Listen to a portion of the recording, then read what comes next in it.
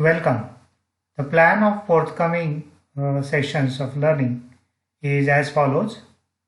Unit 3, Solar Angles and Radiation Fundamentals. Unit 4, Revision of Basics of Thermodynamics and Heat Transfer, in which we are going to see first law and second law of thermodynamics, as well as properties of pure substances. Then in heat transfer, we will see conduction, convection and radiation fundamentals. In Unit 5, we will cover performance analysis and design of solar water heating systems. So this is our plan of learning. Now in the current Unit 3, we are going to learn solar angles and radiation fundamentals, in which the sequence will be as follows. Introduction, Earth-Sun angles, observer-Sun angles, estimation of solar radiation intensity on a collector surface, then use of available solar radiation data. In our earlier presentations, I have already covered the Sun and its potential. So we have already learned about the Sun and its potential, the solar constant, direct and diffuse components of solar radiation, and how to measure solar radiation, that is measurement of solar radiation. For if somebody wants to revisit and get the above details, you are requested to watch my earlier video entitled The Sun and its Potential, which was published on 23rd April 2020 on this channel, Solar Energy Mentor. The intensity of extraterrestrial solar radiation. So the intensity of solar radiation in space measured with some experimental programs. So the value of solar radiation intensity measured in space is called solar constant, ISC. This solar constant forms the benchmark of solar radiation intensity. So the value of solar constant we are adopting is 1367 watt per meter square. Then we discussed in our previous presentations two components of solar radiation. First is beam or direct component, IB, and second is diffuse or indirect component, ID. So solar radiation incident directly on the Earth's surface without change in the direction is the beam radiation, while diffuse component is due to the absorption, scattering, reflection of sunlight from the solid particles in the Earth's atmosphere, and again reflection of sunlight from the Earth's surface into the atmosphere. So these all contribute to the diffuse component of solar radiation. And global radiation, IG, is IB plus ID. Now IG, IB, ID can be expressed either in kilowatt hour per meter square or kilowatt per meter square. So here, if IB and ID are in kilowatt hour per meter square, then IG will be in kilowatt hour per meter square. Here it has to be changed. If IB and ID are in kilowatt per meter square, then IG will be in kilowatt per meter square.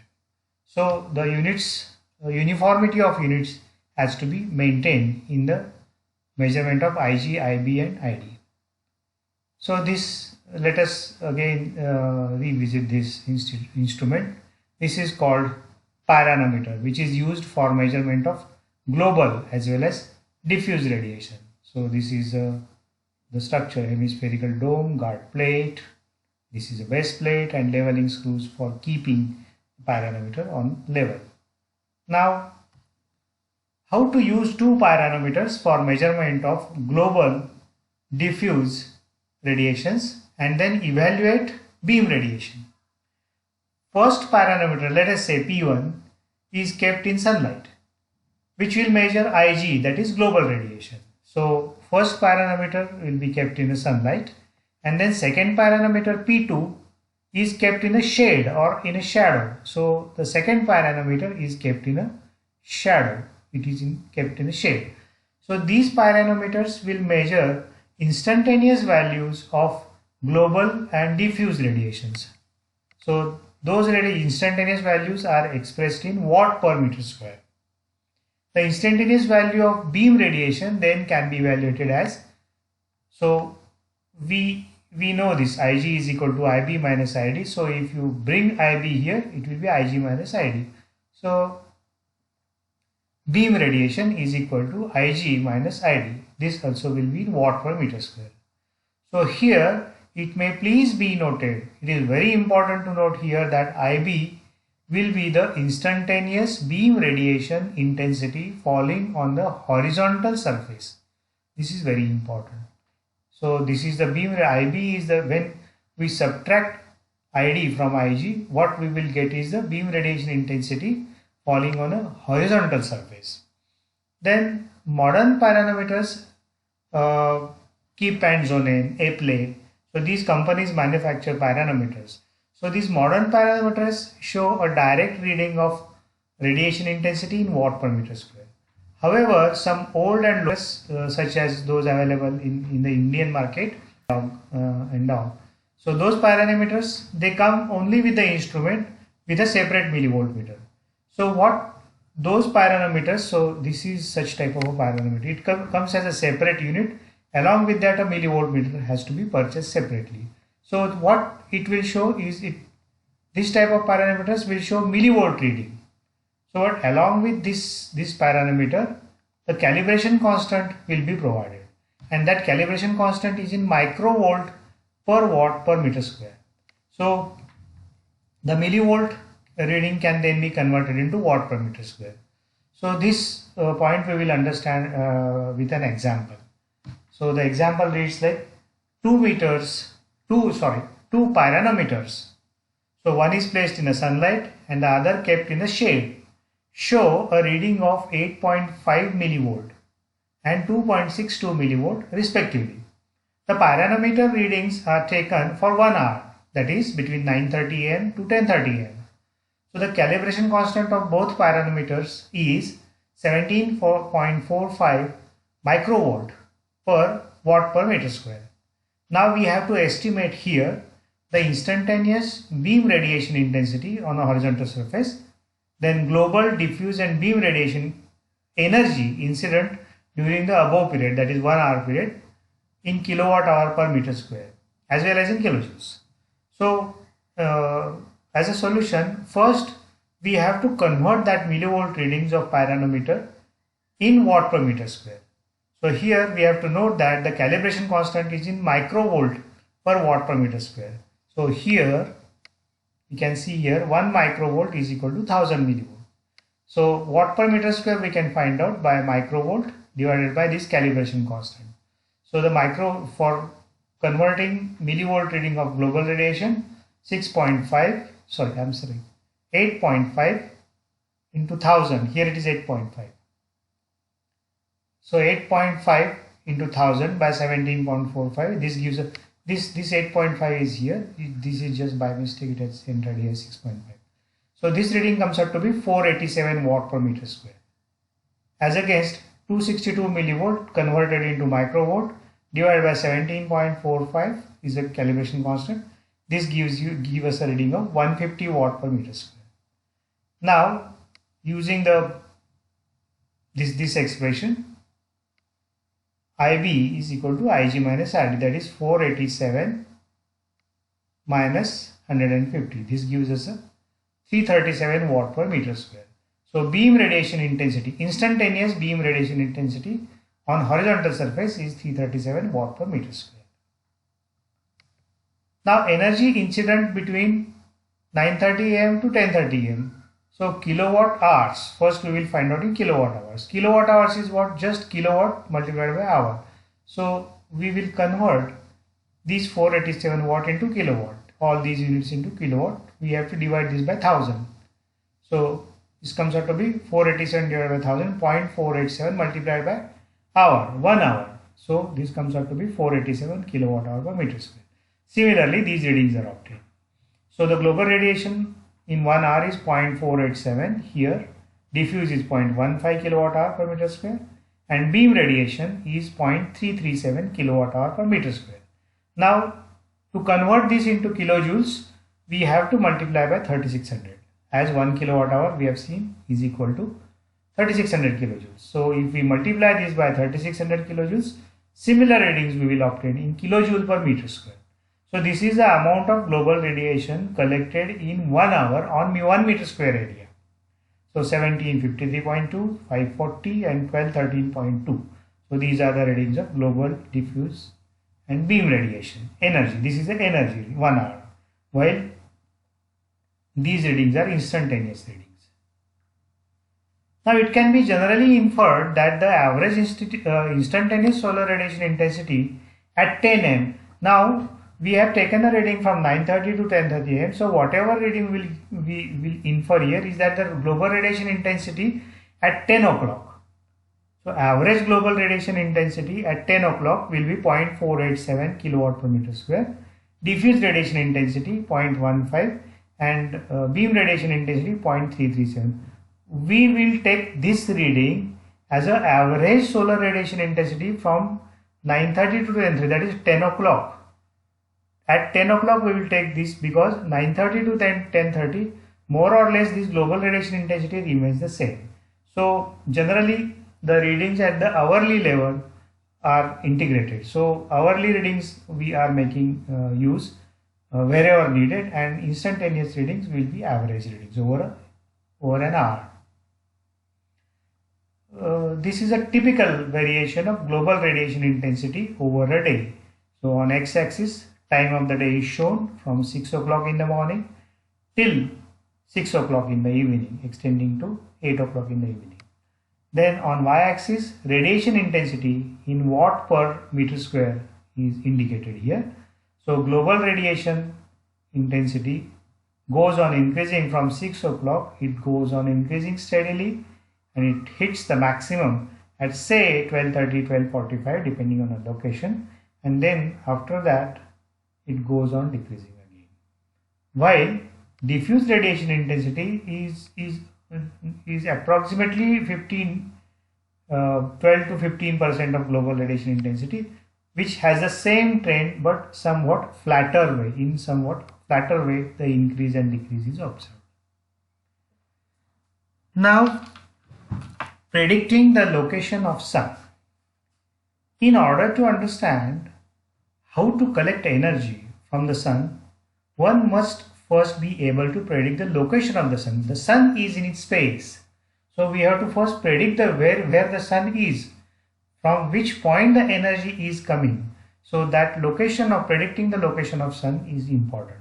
So in this reference, we can categorize angles as two types, like Earth-Sun angles, in which latitude angle, longitude angle, declination angle and our angle will come. We are going to study those. And then observer-Sun angles. First category of angles is Earth and Sun, which are relating with the Earth and Sun relationship. And second category is relating observer-Sun and observer and Sun. Those angles are solar altitude angle, solar azimuth angle, solar zenith angle and incident angle. Now about the Earth.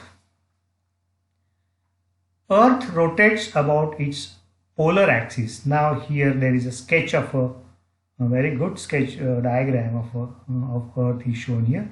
So this is the polar axis of the Earth. So Earth rotates about polar axis, its polar axis. So this polar axis is inclined to the ecliptic plane. Ecliptic plane is this plane. Ecliptic plane is the plane.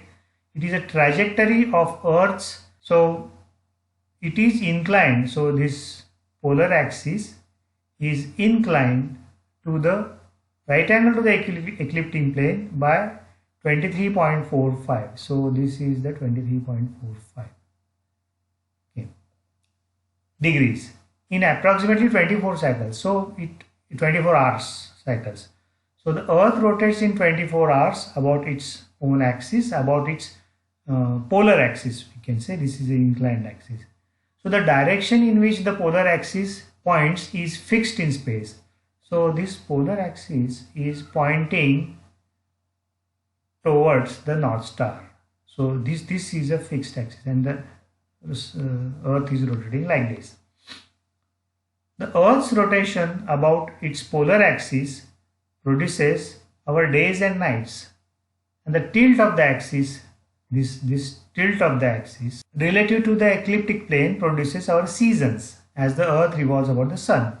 So this is about the polar axis and its tilt about the vertical. Solar geometry. So basic sun-earth angles, let us revisit again. Basic sun-earth angles defined with respect to equatorial plane or center point of Earth are latitude angle. Our notation for latitude angle is phi. Then declination angle, our notation will be del, and our angle omega. Observer sun angles defined relative to coordinate system based at the point of observation at any location on the Earth. So those angles are solar zenith angle theta z, surface azimuth angle gamma, and solar azimuth angle gamma s. Now longitude and latitude. So this is the photograph of snapshot of the Earth or the sketch of the Earth. So the intersection of the equatorial plane. So this is the equatorial plane. So this is the equatorial plane. So the intersection of the equatorial plane with the surface of the Earth forms the equator. So intersection of the equatorial plane with the surface of the Earth forms the equator. So this forms the equator and is designated as 0 degree latitude. So this is a 0 degree latitude. Equator corresponds to 0 degree latitude. The Earth's axis of rotation. So this is the Earth's axis of rotation. So when the Earth's axis of rotation intersects the Earth's surface, so the axis of rotation is intersecting the surface of the Earth at this point. So it intersects at 90 degrees latitude. So at the North Pole. So axis of rotation intersecting the surface of the Earth at intersection at the surface of the Earth at 90 degrees. And then down here in south, it is at 90 degrees. These points are called North Pole and South Pole. Any location on the surface of the Earth, so any location on the surface of the Earth then can be defined by the intersection of a longitude angle and a latitude angle. So these are the longitudes, vertical lines, and horizontal lines are latitudes. So this is, we call this as a northern hemisphere, this is southern hemisphere. This is a meridian longitude, we will see in our further discussions. Now the equator latitude is 0. Now Tropic of Capricorn latitude is 23.26, this is minus, and then Tropic of Cancer is 23.26 here, plus Arctic Circle latitude is 66.5 north, and then Antarctic Circle is 66.5 south. Now latitude angle, how do we define latitude angle?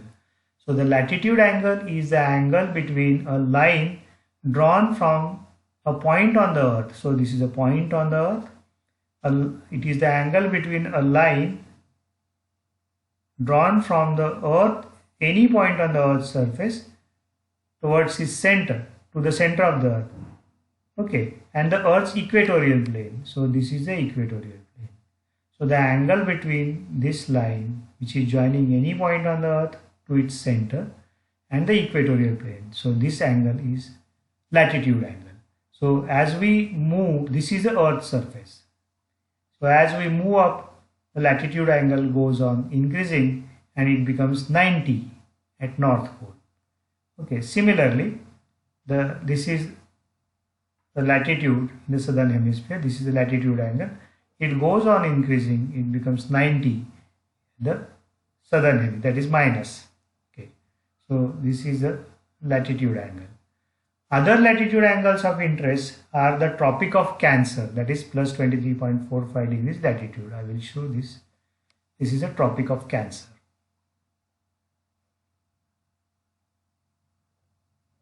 And Tropic of Capricorn. This is the Tropic of Capricorn. These represent the maximum tilts of the north and south poles towards the sun. The other two latitudes of interest are Arctic Circle 66.55 and Antarctic Circle minus 66.55. Again, this 66 Arctic Circle is placed here and Antarctic Circle is minus 66.55. Representing the intersection of a perpendicular to the Earth-Sun line when the south and north poles are at their maximum tilts towards the sun. In our calculations, we are not using these latitudes much, but we will be concerned with this Tropic of Cancer and Tropic of Capricorn. Now, declination angle. The plane that includes the Earth's equator is called equatorial plane. If a line is drawn between the center of the Earth and the Sun, I will show it here. When a line is drawn from the center of the Earth to the center of the Sun, and then the angle made by this line with the equatorial plane is called declination angle. So if a line is drawn between the center of the Earth and the Sun, the angle between the line and the Earth's equatorial plane is called declination angle. So this is a declination angle. So declination angle can be evaluated with this expression. So del is our notation. 23.45 sine into bracket 360 by 365. So this is again, I will change this equation, 360 by 365. So into bracket n plus 284. And then we can calculate the declination here. So where n here is the total number of days counted from 1st January. So this is a ready reference for calculation of day numbers. So on 1st January n is equal to 1. On 1st February it is 32. 1st March 60. So if you substitute the value of n equal to 60 in this expression, you will get the value of declination. So declination angle is the function of day number of the year. So day of the year. Now here declination limiting conditions. The summer solstice in the northern hemisphere. So the declination angle at the time of summer solstice, the declination angle del is its maximum, that is 23.45. So this declination angle is maximum when sun is moving in the northern hemisphere. And spring equinox in the northern hemisphere and autumn equinox in the southern hemisphere, when the declination is 0. When the center of the earth and center of sun, they match the equatorial plane. So these are the equinoxes where day and night are equal, 12 hours of day and 12 hours of night. So those are called equinox conditions. Winter solstice is the condition where sun moves in the southern hemisphere and it reaches to 23.45 latitude, minus 23.45 latitude.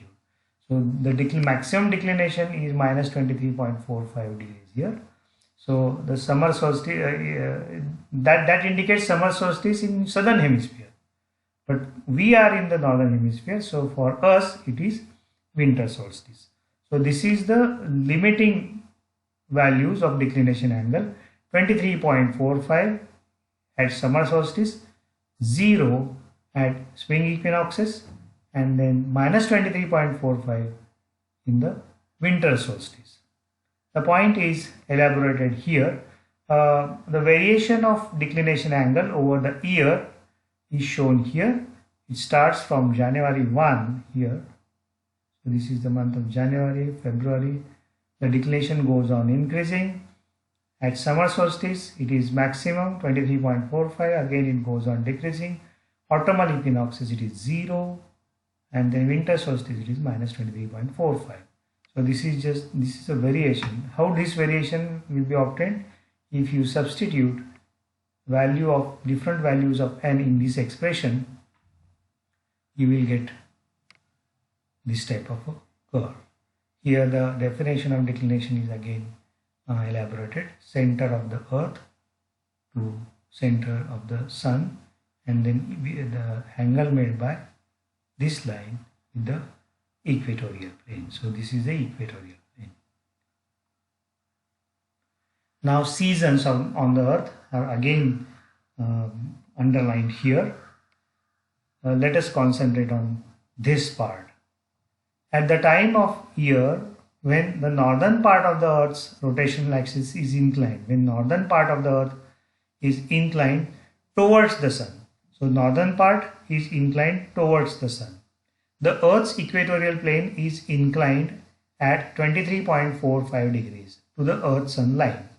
At this time, that is about 21st of June, so this condition is at 21st of June, we observe that the noontime sun is at its highest point in the sky and the declination angle equal to 23.45. We call this condition the summer solstice. For us who live in northern hemisphere, this is the longest day and shortest night. This is summer solstice indicates longest day and shortest night. The second condition is winter solstice. Let us concentrate this here.